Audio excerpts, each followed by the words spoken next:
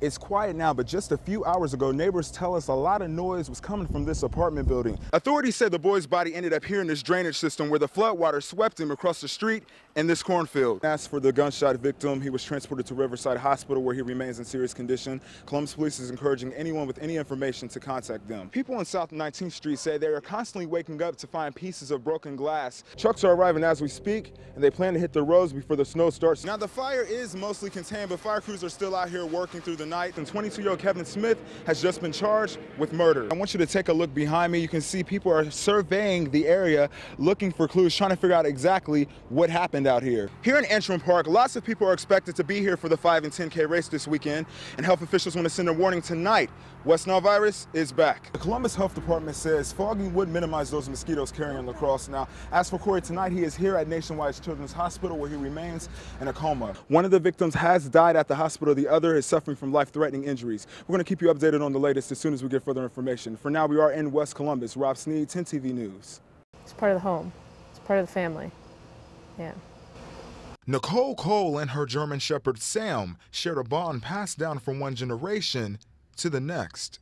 Before my grandfather died, he was so worried about that dog. She loved Sam as her own, but she couldn't protect him from what happened Friday night. And he wasn't coming, and I saw a mass on the ground, so I went and got a flashlight.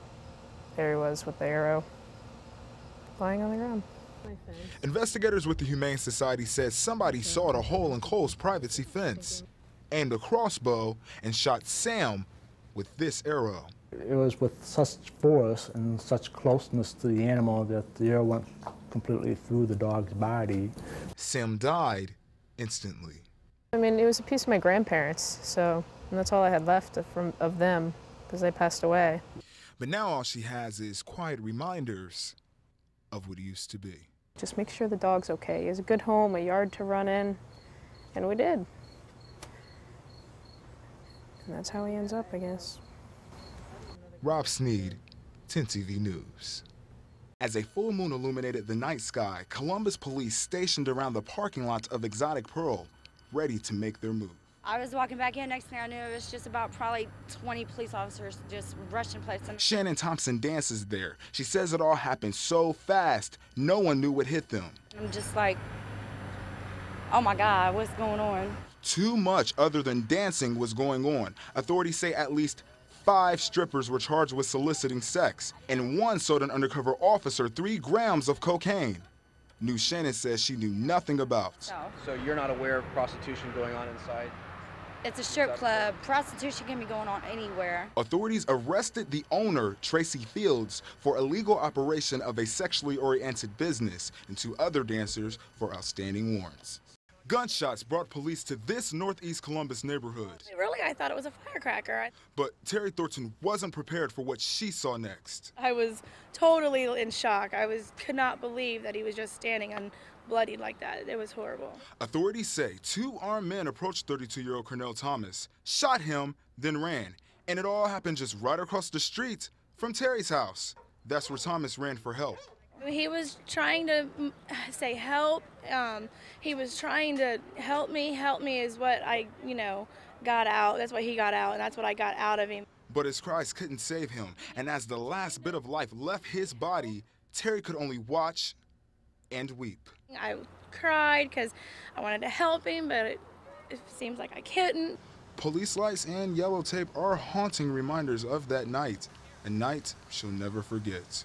I keep seeing his face, and I keep seeing him say, help me, and, I don't know. He just was so bad, it was horrible. A brutal fight breaks out in the middle of the night and ends in the death of a Columbus man, leaving his family to pick up the pieces. CMS's Rob Sneed has the story. Rob? Yeah, Heather, a Saturday morning scuffle ends in homicide, and now Columbus police want answers. So the police came to our door at 6:30 in the morning. Diana Shaw and her roommate woke up Saturday to find a letter Columbus police left on their door. A warning they never expected.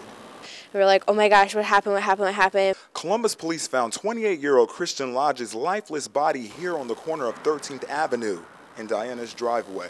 We were freaking out because, you know, we live 2 girls, just us. Authorities believe it all happened shortly after he left, screaming willies. They say his death is the end result of a fight, but those who knew Christian best think otherwise. He's the most loyal, you know, kind-hearted kid you'd ever meet. He's the last person on earth to pick a fight. And though Christian's life is over, It really makes me sad. Diana, just like many from this off-campus community, hopes Christian's family gets closure.